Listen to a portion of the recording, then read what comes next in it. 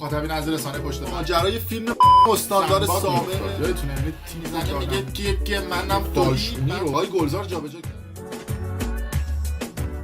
درود به مخاطبین عزیز، بنده امین فردین خوشحالم که به همراه تیمم بار دیگه با یک برنامه پشت پرده دیگه با شما هستیم. امیدوارم که هر کجای این کره خاکی که هستید حال دلتون خوب باشه. خوشحالم که با یک برنامه پشت پرده دیگه با شما هستیم با موضوع افشای دستمزد مجریان صدا و سیما که مدام میان توی تلویزیون جلوی دوربین با یک قیافه مظلوم و آروم میگن که بله مردم، ما به خاطر شما اجرا میکنیم و به خاطر شما هستش که توی تلویزیون هستیم. مثلا احسان علی خان اومد گفت که من 6 هفته آمپول زدم، درد کمر داشتم، مریضی داشتم، بیماری داشتم، 200-300 کیلو وزن کم کردم و اصلا علاقه ای ندارم بیام توی صدا و سیما و فقط به خاطر شما مردم اومدم. حالا میخوایم ببینیم که مثلا احسان علی خانی در برنامه ویژه تحویل سال 1401 چقدر دستمزدش بوده،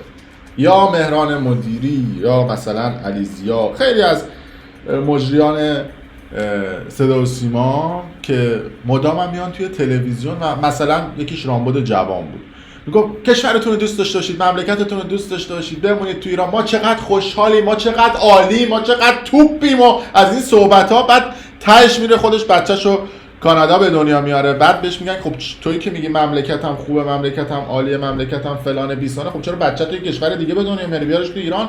که بعد مصاحبه میکنه که میگه که این موضوع کاملا شخصیه و به خودم ربط داره. راستم میگه موضوع کاملا شخصی، اما چرا شما نسخه میپیچی برای مردم و به مردم میگی که آره بگید که همه چیز خوبه، همه چیز عالیه، حالا دستمزد شما رو هم راجبش صحبت میکنیم. یا شهاب حسینی که مدام مصاحبه میکنه میگه ساچ واو، چقدر همه چیز عالیه، چقدر همه چیز خوبه، ما عاشق مملکتمون هستیم، عاشق ایران هستیم. بله شما عاشق مملکتتون هستید چون ازش خوب دارید پول در میارید. یه جا دیگه یه 10 یورو بالاتر بهتون بدن عاشق اونجا خواهید شد و بعدش هی میگه عاشق مملکتم و فلان و بیسان و بهمان. ماجرای واکسن که میشه نفر اول میره خارج از کشور و واکسن میزنه. ببین اینا میشه ریا کردن، اینا میشه تفاوت رفتاری و اینا میشه دوگانه بودن.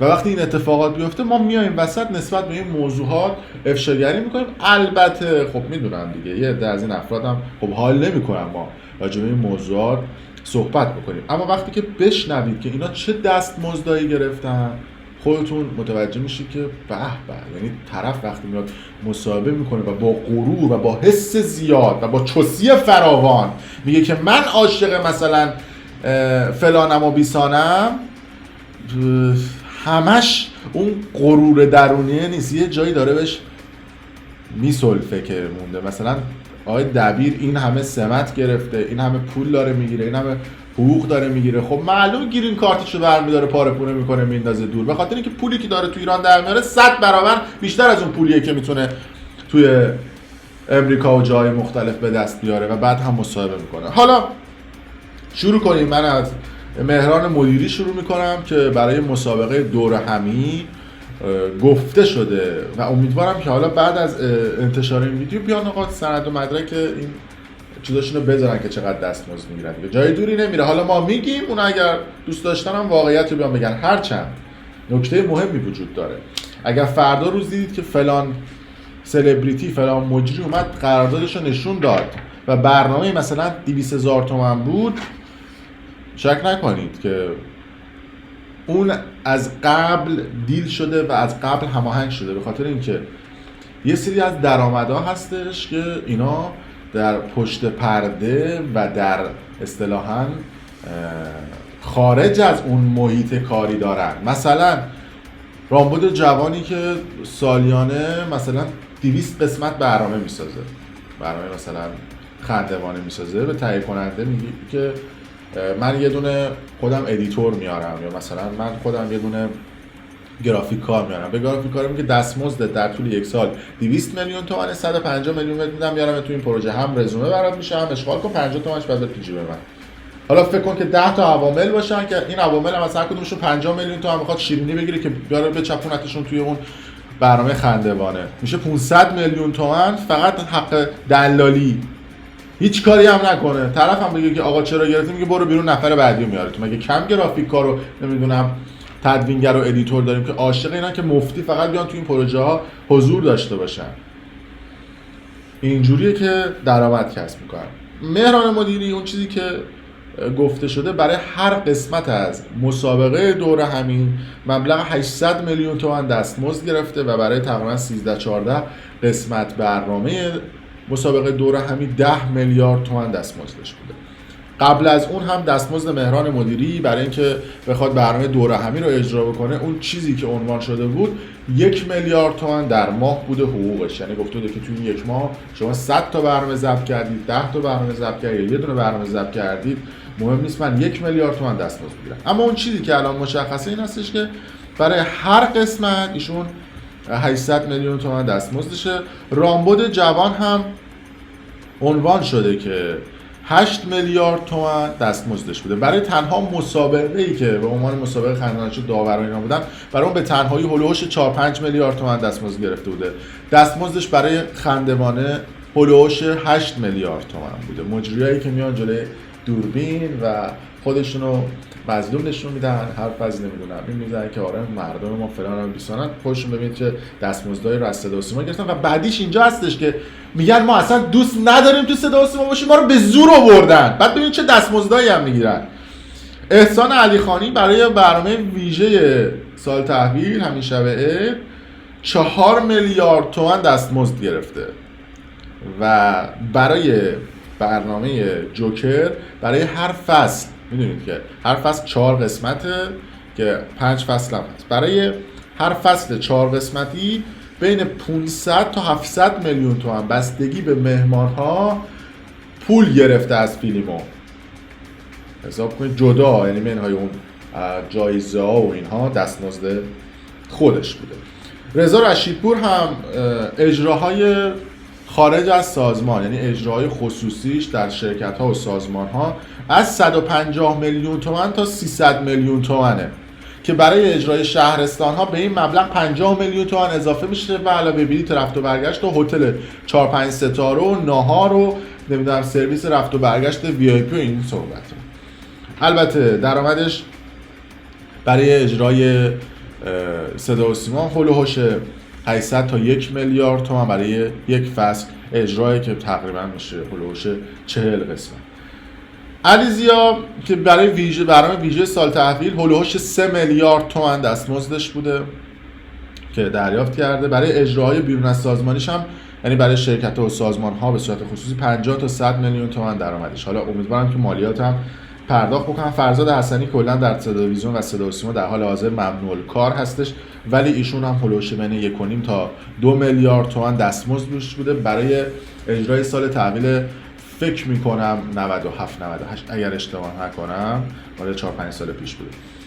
و فردوسی پور هم برای هر برنامه 90، این جالبه که آخرین برنامه هم که 90 اجرا کرده بوده هولوش 3-4 سال پیش بود، 3 میلیون و 200 هزار تومان دستمزد داشت بوده. ولی در حال حاضر برای برنامه فوتبال 120 که از شبکه فکر کنم ورزش هم اجرا میشه و خیلی از شما دیدینش، برای هر دقیقه 80 هزار تومان دستمزدشه که برنامه تقریبا میکنه 9-10 میلیون تومان دستمزد این عادل فردوسی پور. البته امثال عادل فردوسی پور و هر کسای دیگه اینها اصطلاحاً درآمدهای جانبی هم دارن دیگه، از اینکه اسپانسر بخوان بیارن، مثل حالا رامبد جوان و کسای دیگه.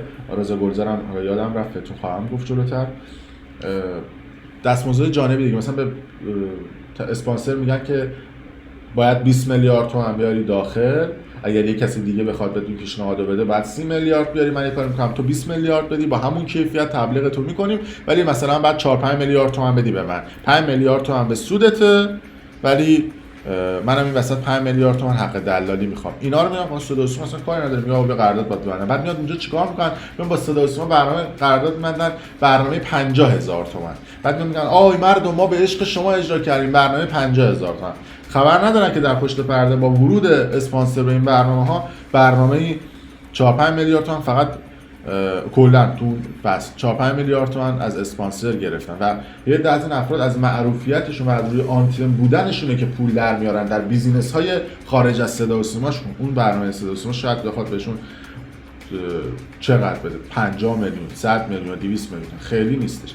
رضا گلزار هم برای مسابقه برنده باش عنوان شده بوده که 500 میلیون تومان اون موقع دریافت می‌کرده از صدا و سیما. 500 میلیون اون موقع اولش مثلا 3 میلیارد الان بوده دیگه. و در حال حاضر هم توی تهران 20 میلیارد تومان برای تبلیغات اینکه عکسش روی بیلبورد باشه پول دریافت کرده از یکی از این کمپانی‌ها. و شهاب حسینی هم برای هر برنامه‌ای که به عنوان همرفیق اجرا می‌کرده 500 میلیون تومان دریافت می‌کرده به عنوان دستمزد برای اینکه بخواد در این برنامه‌ها اجرا بکنه. اینها دستمزدهای میلیونی و حالا نزدیک به میلیارد دیگه، چون طرف 500 میلیون اگه دستمزدش بشه 2 قسمت اجرا بکنه میشه 1 میلیارد. ببینید چه پول‌های میلیاردی رد و بدل میشه. و از اون طرف بعدیش میدونید چیه؟ بعدیش اینه که هم واسه مردم و هم واسه اون پلتفرم یا هم واسه اون سازمانی که بهشون پول میدن کلاس میذارن. یعنی این بده این بده. خب یعنی مثلا احسان علیخانی میگه من با آمپول و هزار تا بدبختی اومدم نمیخواستم بیام و اینا، حالا به زور که گفتن ما یه دیدیم پولی اونجا هستش مال مفت 4 میلیارد گفتیم بگیریم دیگه به عشق مردم و اینا، ما مردمیم، از مردمیم، از این صحبت. به حال این گوشه ای از دستمزد مجریان تلویزیون بود. سلبریتی هم که دیگه نگم براتون دیگه، برای تبلیغاتی که در تلویزیون انجام میدن، البته این قیمتایی که من دارم بهتون میگم مال بهار 1399، الان 1401 ایم، همه چیز 2.5 برابر شده. این دستمزد رو شما تقریبا 2-3 برابر بکنید. مثلا نوید محمدزاده برای تبلیغ سنیج گفتن که 800 تا 1 میلیارد و 200 میلیون برای هر تیزر گرفته بوده و 10 میلیارد هم گرفته بوده که سفیر برند بشه. پس این آدما اصلا به یه ورشون هم نیست ممنوع کار بشن، چون این پولایی که از تبلیغات میگیرن دیگه اصلا میبنده زندگیشون رو. سانستار که سیروان زانیار خسروی تبلیغ میکردن 5 میلیارد تومان برای 1 سال بوده قیمت اون زمانه.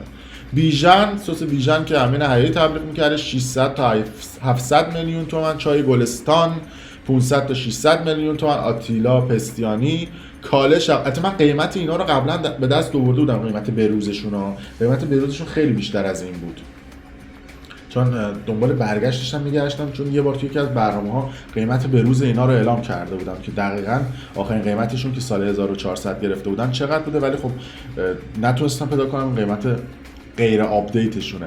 کاله که شقایق دهخان بوده هولوش 500 میلیون تومان. دنکسیر همچین چیزی که پوریا پورسوخ تبلیغ میکرده 500 تا. BA برزو ارجمند 400 میلیون. اون برای فلافل BA فکر کنم 400 میلیون تبلیغ فلافل. کاله الهام پاونژاد کمتر از 300 میلیون تومان. و دوباره کاله دانیال خیرخواه 80 تومان برای هر ویدیو اینستایی. چای کاپیتان امیر عباس گلاب 1 میلیارد تومان. رستوران ارکیده یکتا ناصر و همسرش 3 میلیارد تومان. میهن مهدی رحمتی 2 میلیارد تومان. السیمن امیر حسین آرمان هولوش 1 میلیارد تومان. یعنی میخوام به شما بگم که حالا قیمت‌ها آپدیتشون رو دارم بگم، اگه پیدا کردم براتون استوری میکنم این قیمت‌های عجیب و غریبی که برای حضور در تبلیغات تیزرهای تلویزیونی برای بچ استفاده میکنم. در هر صورت مرسی که تا این لحظه با ما بودید. اگر دوست داشتید ویدیو رو لایک کنید و برای دوستان خودتون به اشتراک بذارید. ممنون از شما.